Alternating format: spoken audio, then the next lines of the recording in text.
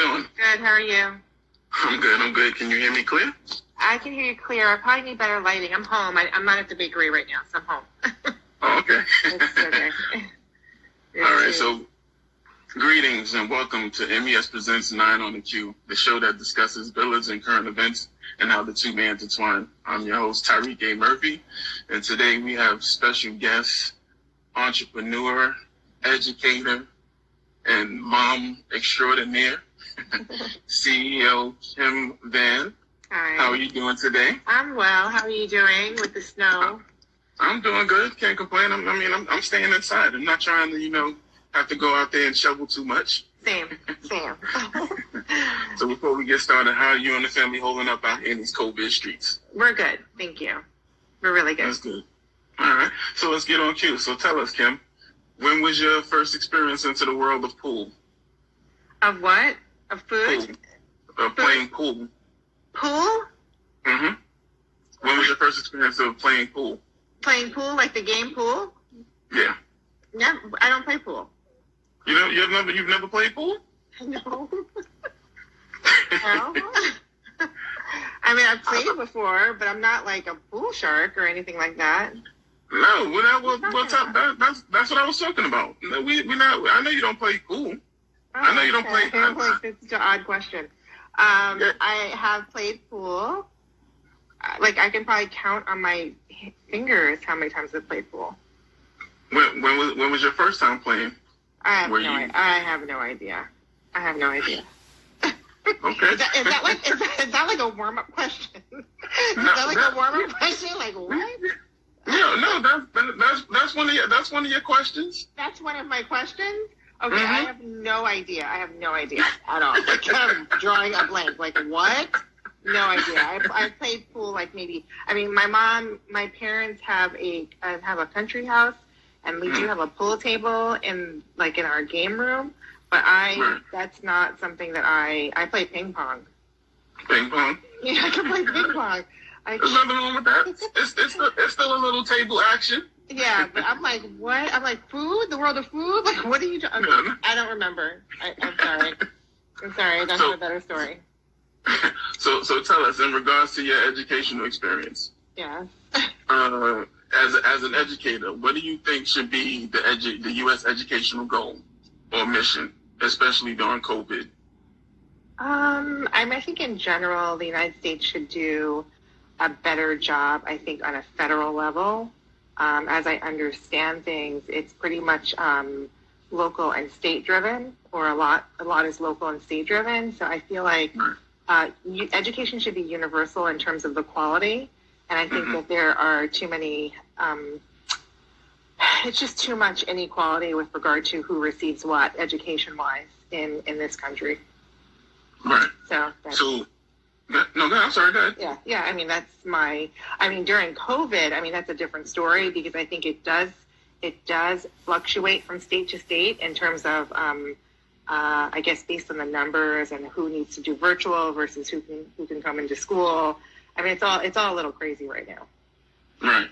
Now, how are you taking advantage of these COVID times in regards to tutoring children? I don't know that take advantage would be the correct term, but I am available virtually. It's something that I have done prior to the pandemic, so I am well equipped to tutor virtually. Okay. So my next question to you, in regards, especially as educators, with having so much on your plate to make sure that you properly educate the children, what is your opinion in regards to some states, particularly like Florida, who have adapted laws that give give teachers the ability to carry firearms during school hours? Oh, I'm against that. I don't like that. But I think it all boils down to the problem with education in general. I think that, schools are overcrowded, underfunded. I think it's hard to, I think the focus in some places have been disciplinary actions rather than education. So I used to work, this is years ago, I actually used to work at a local public school in I guess it would be considered Bed-Stuy. And so I worked in an underprivileged area, and there was this white teacher who had come to teach at the school from like the village area. Like she had I guess previously been working in the village area in the city, and she goes, "Oh my God, it's so much easier to teach here because you don't have to teach. You just have to. It's more of a discipline. Like you have to just keep the kids in order, and you have to deal with so many behavioral issues and things like that you end up not having to teach." And then also she talked about how she wasn't as accountable to parents as well, and so her job was, she was like, "Oh, it's like so easy because of that." Wow. Yeah. So would you say in the especially with Black community across the nation, calling for reallocations of budgets and so on and so forth, yourself as a woman of color, a mother, and an educator, what do you think should be government officials' essential priority? Government officials' essential priorities? I mean, like I said before, I mean, it's going to take a long time to revamp our educational system. And part of the problem is we live in a society where we're comfortable with the inequalities that certain subjugated peoples receive. And so I think in a fantasy world, I hate to say it like that, I just think that classrooms would not be overcrowded. I think that people would be equipped to deal with the culture of whatever school system they're servicing, and there's just it's so messed up on a myriad of levels in certain places. So keeping that notion in mind, would you say that it's should I say it? We'll put it this way, because you definitely need more inclusiveness in regarding laws and stuff of that nature. So do you think organizations like our Black Party and policies such as like Ice Cube contract with Black America would receive support from the Black community to equal? I don't know what those things are. What? Like our Black Party is an organization that you never heard of them. Mm-mm. Oh, okay, it's a Black organization of a group of elected officials who coming together to hold individuals accountable within elected positions to make sure that they're getting equality across the board for Black individuals as well as others within the realm of the Black community. So with that notion, and then the aspect of Ice Cube formulating a black contract with America that we've heard him pitch into both the Republican and the Democratic side, do you think those aspects and Black individuals supporting it, the Black community supporting it, will generate support to get to that equality? I mean, it sounds great. I think we're a very far. I think we're far away from those equalities.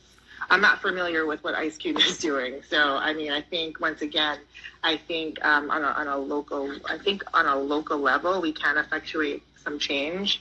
I am an educator, but I educate privately. I'm not in the school system, and I mean, so I really don't know. Not to sound like that, but I feel like the problem has to do with the monies that are put into the school system in certain areas. I mean, certain areas have more money than other areas. Right. So switching gears a little bit and coming back to an area that I know without a doubt you are going to shed a whole bunch of light into. Tell us what was the inspiration behind your bakery and culinary passion? Well, like I always say, to make a long story short, I mean, I did not start out as a baker. So 6 years ago, I had a friend who had her own cake design business, and we would hang out all the time. And I was like, oh, you know what? You could probably, expand this business and have a storefront. And I had another friend who was actually a French culinary trained baker. We all just sat down. We're like, oh, we should do this. We should open up a bakery. And a space became available. And we opened up the bakery. That first person I talked about ended up not being a good partner for me and the other friend. And so we severed ties quickly. And so it was just myself and the French culinary trained friend. I learned how to bake in the meantime, in between time. I actually am a really good cook. I would consider myself a chef, just in terms of like I just cook really well. And I think because I'm a mathematician, I was able to take on baking really easily because baking is math. Exactly. And so the other partner, unfortunately, became really ill. She actually passed away this year. And so I was left to manage and operate the bakery by myself. And thank goodness I learned how to bake. Thank goodness. I mean, now I have people, also that help. I have some interns and so forth and so on. But I was very blessed. Hi, Tuffy. Yeah. The touch on the aspect of you saying expansion, is there any plans to expand bakery on Bergen outside of Brooklyn or even outside of New York? Well, right now I feel like I want to because of the snow. I would love to relocate to someplace warm or at least have that during the winter months. I mean, it's something I think about. Am I actively pursuing that right now? No, but it is it's something that could perhaps be on the radar. Okay, so do you have any type of events that you like to let us know about in regards to like big events to bring people in, whether it's just your store? I mean, I know you have an event, so that's why I'm asking, even though it's been a couple of years since I've been here. Right. I mean, prior to the pandemic, we did a bunch of events. Like we would do a First Saturday. I mean, I host birthday parties and workshops, and I was holding a math and baking class, but because of the pandemic, that's kind of difficult to do. I did I did volunteer with an organization to do a virtual baking class over the summer, and so maybe I will do some more things like that. That was a sort of give back, and I love doing things like that. And so I had people across the states tune in for a baking class where I taught them how to make my vegan and gluten-free chocolate chip cookie, oatmeal cranberry coconut cookies.